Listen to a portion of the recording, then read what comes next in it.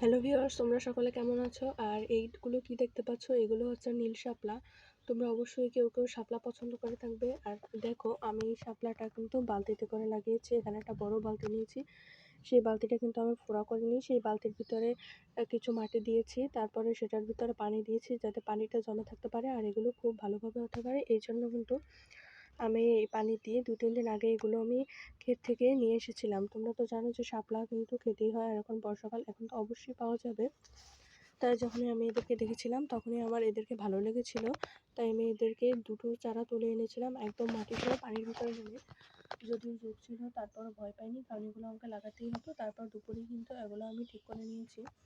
আর দেখো, ৩-৪ দিনে কিন্তু চারাগুলো কিন্তু ধরে গেছে। এটার মধ্যে আমি ২টা চারা লাগিয়েছিলাম। আর দেখো, এই যে ভিতরে দেখতে পাচ্ছ এগুলো কিন্তু মাটি। আর এপাশে কিন্তু ২টো কলি রয়েছে। এগুলো কিন্তু ওই যে চারা নিয়েছিলাম তার সাথেই ফোটা কলি ছিল। আর এই দুটো কিন্তু আজকে নতুন ফুটেছে। এটা একটু কম ফুটেছে সকালত, এই জন্য।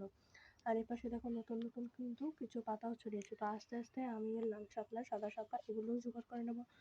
তো তোমরা যারা যারা ছাদ বাগানে এই যে শাপলা আছে এগুলো লাগাচ্ছ, বা যারা যারা শাপলা খুব পছন্দ করো, তারা সবাই কমেন্টে শেয়ার করো। তো আজকের জন্য বিদায় নিচ্ছি। আল্লাহ হাফেজ।